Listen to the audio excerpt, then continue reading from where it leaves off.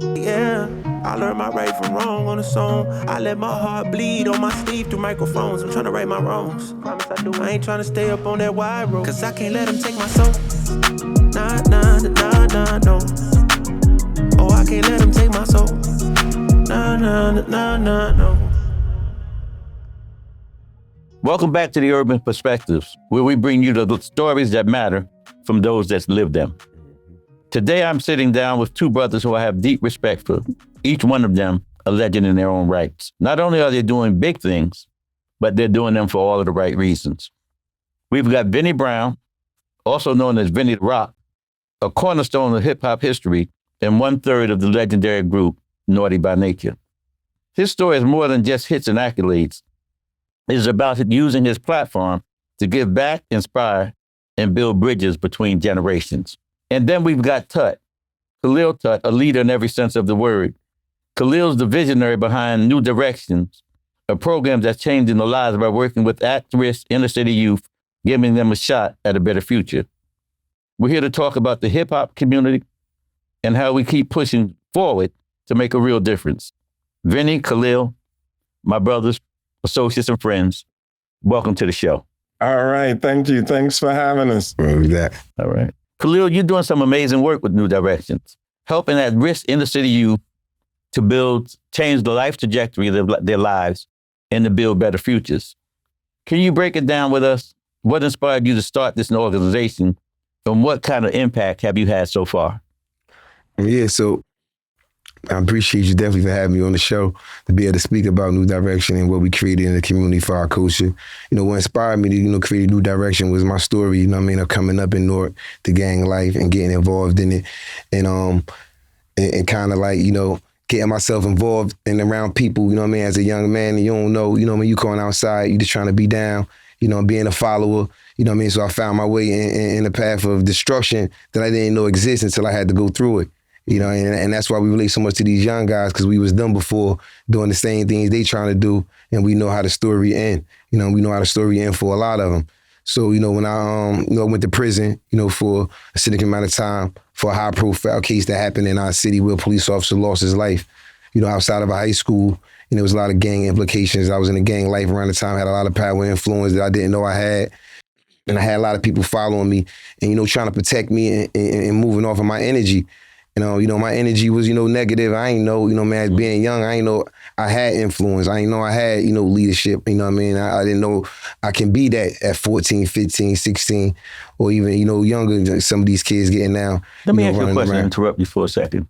Was there an aha moment when you realized that you was that guy? Or what was it incremental? Did you sort of evolve into it?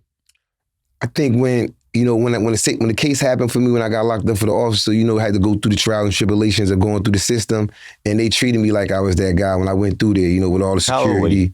I was 21. Okay. Yeah, so, they treated me like that. They had, all the, SOG team, all the, officers coming out for me, like locking the jail down and, making it, me seem like I was just this big time gang lord because of my case. It was a high profile case.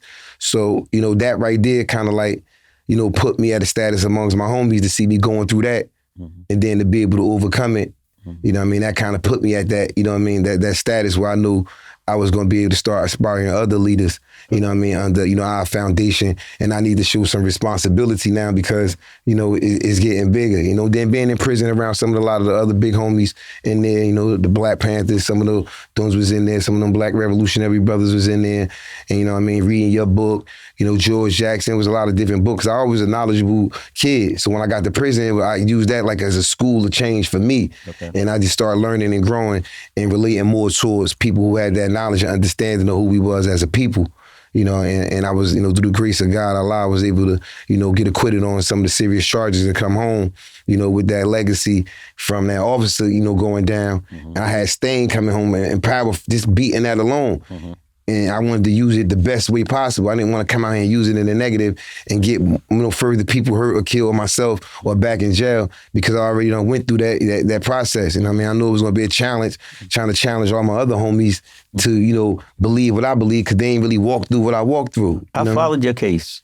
Through the New York Times and other sources, So I was very familiar with it, and I was familiar with the work that you were doing. Right. And you're doing God's work, man. You're doing a hell of a thing. Right. Hey, Vinnie, Yes, You've been sir. part of the legendary group Naughty by Nature. That's not just known for its hits, but for representing and uplifting the community. From your position as a sort of a thought leader, you've been a thought leader for years. How has that impacted the communities that we live in, man? I think, when you look at history, like our communities, the Black man in general has been persecuted. And I think the beauty and God's gift to the world was hip hop culture that came out of the ruins of the Bronx and every ghetto there, And I think with the design that the government had for us, they never anticipated art and culture and, just God's spirit to come through his people to find a way to survive, And it seems like, just for me growing up in the 70s and particularly the 80s, it was like, the tools that they presented to us for self-destruction, which was drugs and redlining and isolating us and all of the guns, which would lead to violence. Yes, that was part of the program, but they never expected art and culture to come out of it. And especially, financing art and culture with the tools they left for us. So, this is what a lot of us kids growing up in the 70s, growing up in the 80s found ourselves with. But thanks to hip hop, it was like, it gave us an exit strategy out of the streets.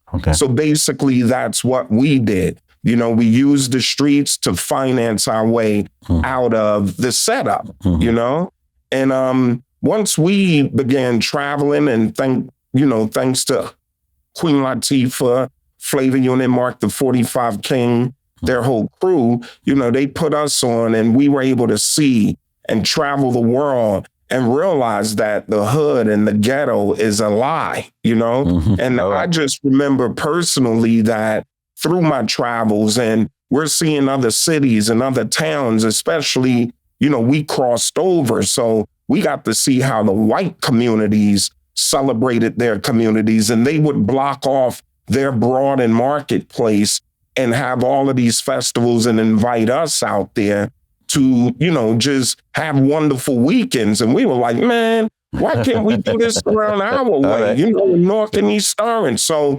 that's what really lit the fire under us. We were like, man, well, now that we're up and we're legitimate, we could come back home and do this stuff in our own communities. And what we found was we were getting a lot of resistance from local authorities, So you were getting local resistance from the communities that we were from? Yes, definitely. And it was political. And, I guess we'll get deeper into the conversation, but it got to a point when we traveled, we went to California, and KG, he always loves developing artists. So there was a couple of guys who ran down on us and, they showed us their music, rapped for us. And K was like, I like these guys. So he brought them over here to Jersey. They were the Road Dogs, Boob and Love Child. It just so happened that they were Bloods, And we were learning about the West Coast culture, that gangbanging culture. But when those guys came out here, they were like, wow, you guys could sit on your porch and not have to worry about drive-bys and all that. Yeah. So the cultures began to merge, right? East Coast, West Coast. And then at that time, the East Coast, West Coast beef was breaking out. So we were like, well, we're from Jersey and we're from the East Coast, but we're embracing these West Coast artists. So we want to be like the counter to the East Coast, West Coast beef. But the way local government looked at it was, you know what? They're bringing the Bloods out here and they're, holding gangbanging and this, that, and the other. But what I really learned before I end, what I'm saying, what I learned thanks to my big brother, DeLacy Davis, he was like, you know what, Vin?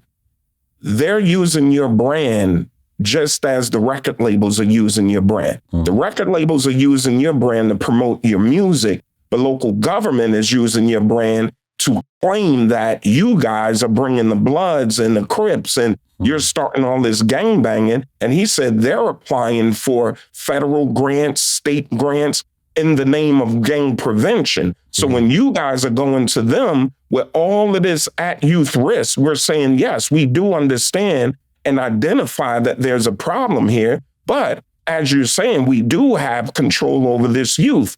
Here they are in your city council. We're laying them on your table. Help us help these kids. And he explained to me, well, if they're applying for funds in the name of gang prevention, there's no incentive for them to quell what they're claiming. Because if they stop it, then there's no money to apply for. You become a commodity. You become a commodity. That's right. You become a commodity in their world. And once I understood that, it wasn't personal to me with how they were so-called trying to persecute us. I was like, well, this is a money grab. Yeah. So I understand it, and now I'm going to work around it because it's not personal, it's business. Yeah. But the plan was working as designed for them. Yeah. Yeah, for the powers that be. And you, in some regards, you represented a threat to that, you know, because what I found out is that the powers that be, it doesn't matter whether you are influenced for good, you have influence for good or influence for bad. Right. The problem is that you have influence at all, you know. And in your case, I think that was the case. The fact that you had influence through your music and through your activism, you know, in these areas. Right. So, I mean, you know, continue doing God's work, son, you know. And, you know, it's a big respect for me from y'all for years.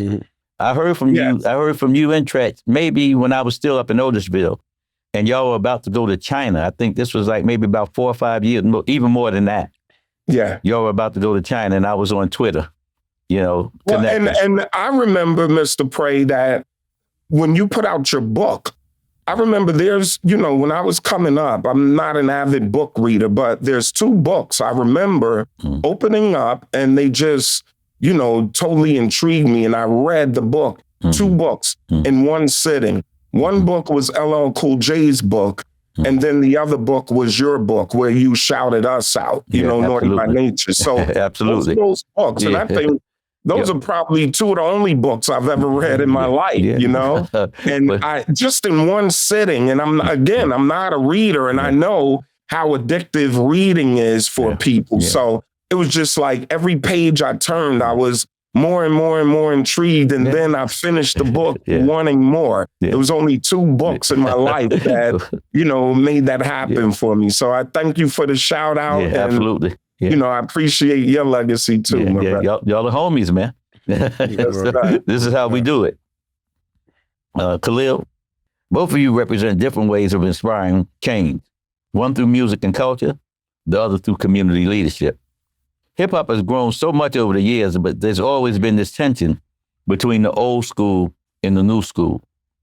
What do you think has stayed the same, and what's changed about the way hip hop can bring generations together and be a force for good? Now, you've touched on this a little bit, you know, about sort of bringing generations together, but touch on it being a force for good, because I remember, and I'm dating myself really, but I remember back in the early days where you must change or you must learn.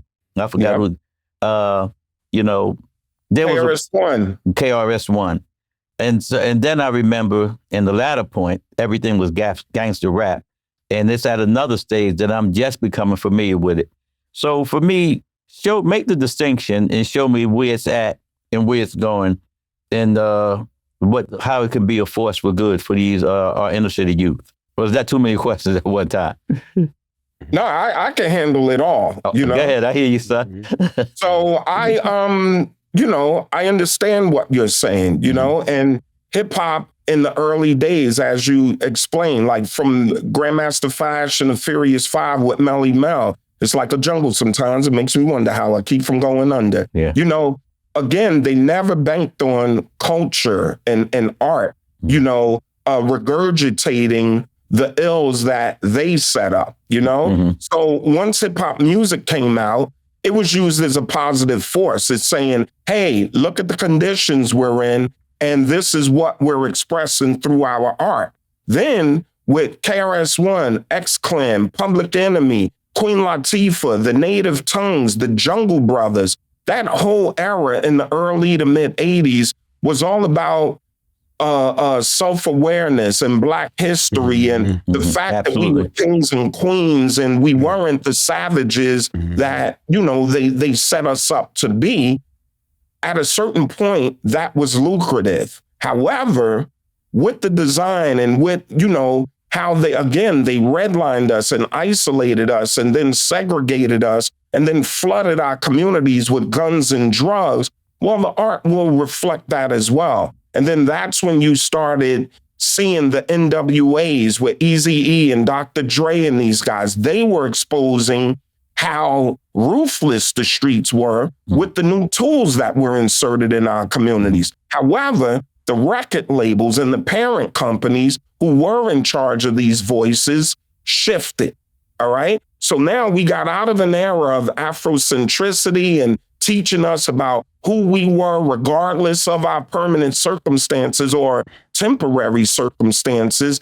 Now the labels are marketing all of this death and destruction and that part of it. So then we ended up with the gangster age, right? So gangster music, early 90s, all the way through the death row era. And it translated into the streets, you know? And then especially, that's why the brother sitting with you right now, we ended up with a gang problem on the East Coast because that was their culture. And through music and art and culture, we were intrigued by, wow, that gangster blood and Crip life or whatever, just as they were intrigued with how hip hop was used as art. So it was a culture clash, but at the end of the day, the puppet master, the spin master, who are the record labels and big media, they began promoting all of this gangster music, which encouraged all of the artists is like, this is how you get paid. Hell yeah. Let's talk about the guns and the violence and all that. Forget about our history. Forget about Malcolm X and the Black Panthers and all of our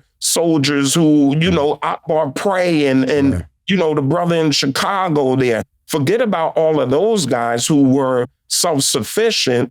We're glorifying and glamorizing our own self-destruction. So that's where the game got screwed up. And then now, as you see right now, our young people, they're getting hit with RICO after RICO after RICO after RICO. So when we talk about the disconnect from old school versus new school, I think the biggest, you know, catalyst for us to come together is us as Black males who have been at the end of all of this targeted, you know, it's just targeted, it's set up, it's a conspiracy against us. Now, I think with all of these RICOs hitting our young people, we're able to come in and say, listen, brother, we did this in the 70s, we did it in the 60s, we did it in the 80s. And if we got hit with RICOs and we were persecuted and we just for promoting, you know, self-awareness and how to pull ourselves up by the bootstraps, if they're giving us life just for promoting positivity, imagine what you're getting faced with. So I think now is the best time for us to talk to our youth and say, look, the path that you're going down and the content that you're producing. So all of this trap music, the drill music, and you're running around live on Facebook and Instagram, you know, hunting down your ops, all of this information is being collected by the government and they have airtight cases to jam you up. So we have to change the conversation and we have to change the content to save our youth. Let me ask you something along these lines. You came borderline on both eras, sort of old school and sort of new school. How do you see this? And Vinnie's touched on something that's not only intriguing, but informative. It's been informative for me, you know, and it's a perspective that I haven't been privy to.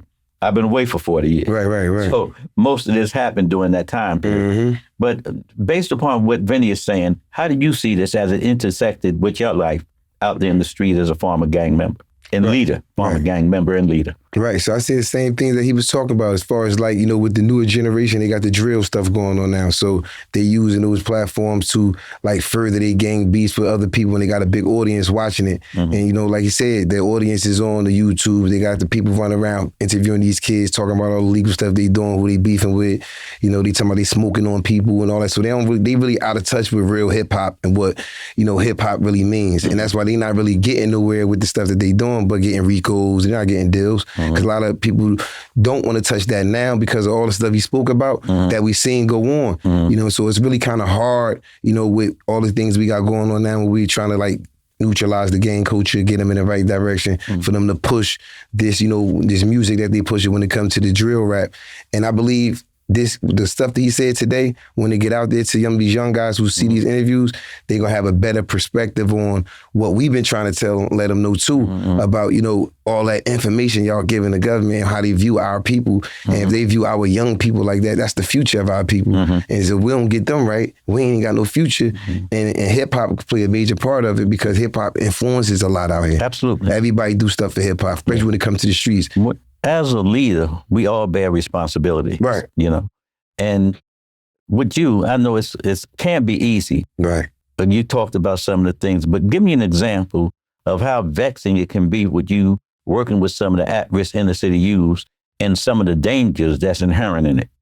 It's very dangerous. When we talk about high-risk intervention, which is becoming a popular, word around in this work that we do, and that's what we deal with. We deal with the high-risk kids, the ones that we talking about, the drill rappers, the gangsters, the ones that want to be in the street. So we know all these kids come from families. They come from mothers, grandmothers, in certain situations that don't be knowing what they be outside doing. So they bring certain stuff home, guns and stuff that they be coming to the house, and the mothers don't want to call police on their kids, to get them locked up and nothing. So they call us, and we had to come to the house, and get weapons and stuff out of houses to make sure we secure that, and then make sure we can do something secure with it where it can't be back to them or be out of their house, and then find out why you got this gun and try to talk to the young bros.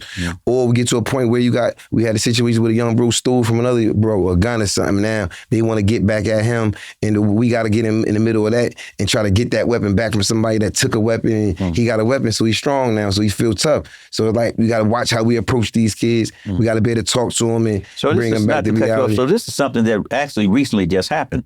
Yeah, something happened last night, actually. You know what I mean? My God. Okay. It was a crazy situation that we had to deal with. It comes to a testament of the work that we deal with. Out here dealing with these kids. Like, if we know a kid got a weapon, we can't call the police on them because we from the streets.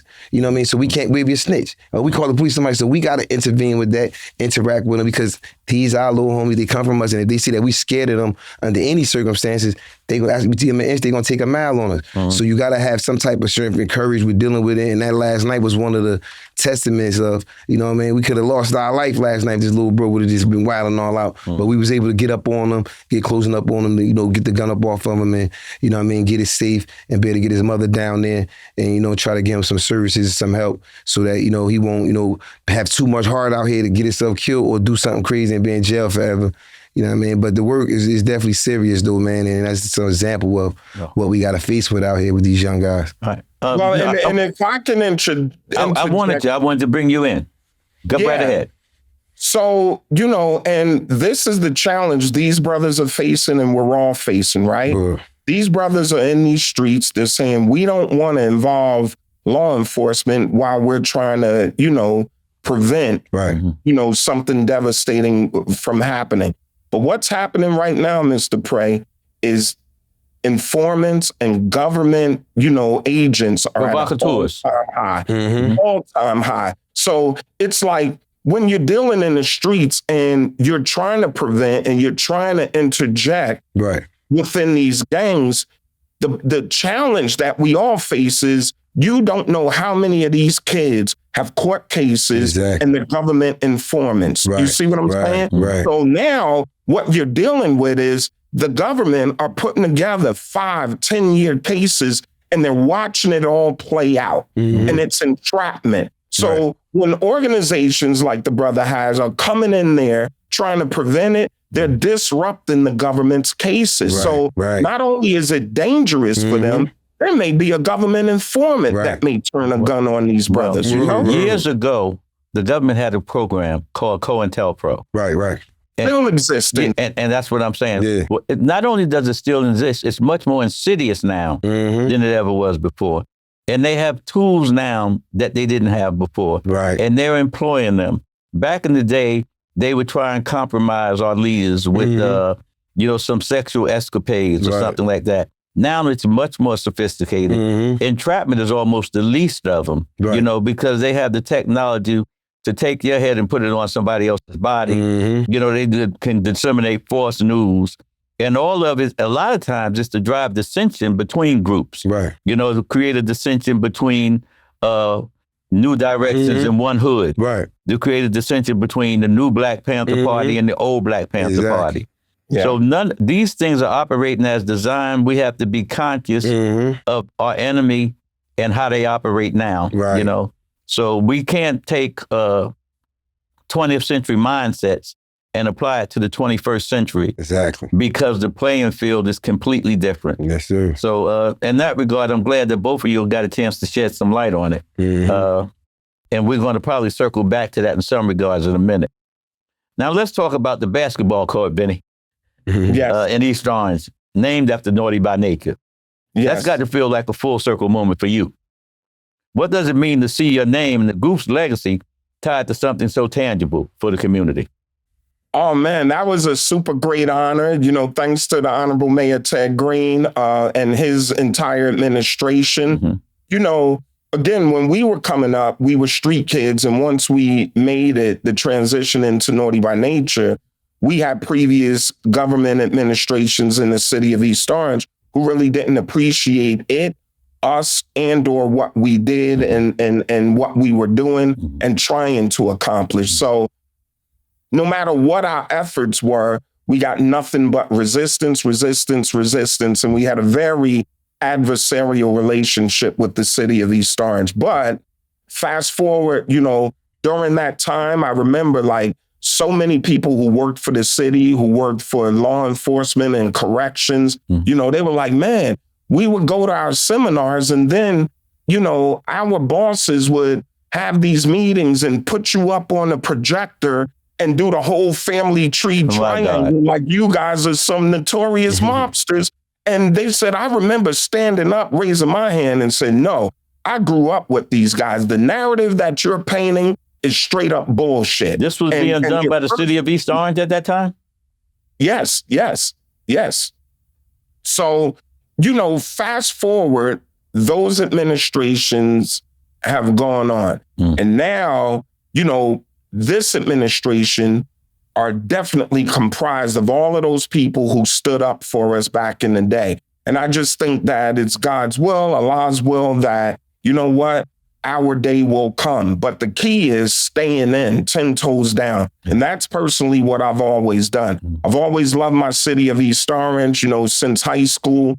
Our friends, family, even local government have always supported us. So when we ran through that turbulence, instead of letting them or having them cause us to move out the city, it really made me double down. It's like, no. I love my city and we could do much more good for our city than bad, you know, no matter what narrative is. So we stayed the course and through the grace of God, you know, Mayor Ted Green and his administration came in and we locked in with them. We, you know, helped a campaign for the mayor, fundraise for the mayor. And once he's in and now he, you know, he's going through his second term, you know, these are the accolades that come in and the recently, acknowledgements.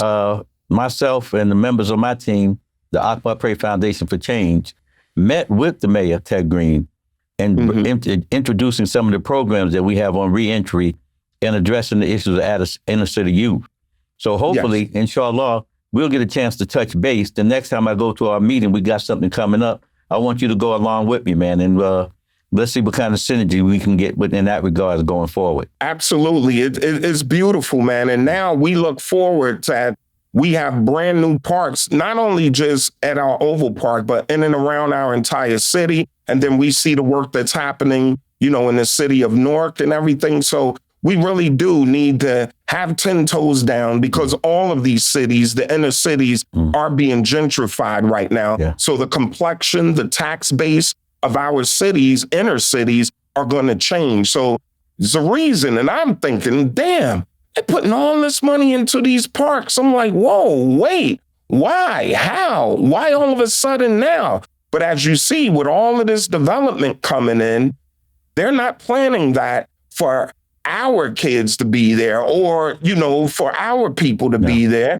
It's a whole new complexion of people and a whole new tax base who's coming to benefit from all of our struggle and all of our hard work. And now they get all of the brand new parks. So we need to make sure that we hold the, you know, politicians accountable and that there's part of that carved out for us in our programs and our youth programs, so our kids, have a fair playing ground and take advantage of these resources. I've seen some of the new buildings in East Orange, and I was stunned. In Newark, forget about it. I got lost on the street that I was born on. Right. That's how far gentrification has set in. Jersey City is through the roof, but in some regards, for us, it started in New York and Harlem. And it started on 125th Street when former President Bill Clinton moved his office space to New York. He moved it to 125th Street. They had to secure the area because you had an ex-president living there. So they started cleaning that area up. Yes. Right behind them was 126th Street, and it spread. Right. So now, and when you go to New York, you can barely see anybody that you knew from that area. Exactly. And the same thing is happening now. Jersey City is going through the roof. And the same thing is happening gradually, or actually it's not even so gradual now in Newark, And Newark is being priced out, If you have to have a job and a gig in order to just be able to pay rent. Well, and here's what's happening. Because of technology and efficiency and what you see with AI, right? The workforce is getting condensed because technology is so efficient that you don't need these physical bodies anymore, right? They have a book, not to cut you off, they have a book out called Rage Against the Machines. Right. And if you get an opportunity to read it, they also have another book out called The Present Future. And what they say is that the future that people talk about actually exists now. But the conversation has been informative, man, and a joy for me. I want to thank you, Vinnie and Khalil, for joining me today. It's always a blessing for us to sit down with brothers who are doing the work. From Vinnie's journey and Naughty by Nature to the missions with New Direction, this conversation reminds me of how much power we have and when we use our synergy, to come together. Right. It's not about confrontation. It's about collaboration. Right. And on every level, we have to begin to do that with one another, man. I have the position that all politics are local, and we have to start empowering our communities, man, by working together. Exactly. So like I said, it's been a joy, man. Much respect for both of y'all. Both of y'all doing God's work, and you're working in the weeds, man. Y'all stay up, man. Stay safe, man. No doubt, man. We're out. All righty. Easy. Thank you, brothers. Thank you. You're welcome. Thank you, man. All right. If this conversation resonated with you, we encourage you to share it and keep the dialogue going. Remember, change doesn't start from the top down. It starts from the bottom up. Right. And it's my belief that those that are closest to the problem are closest to the solution. Stay up and stay safe. Cause I can't let them take my soul. Nah, no. Oh, I can't let them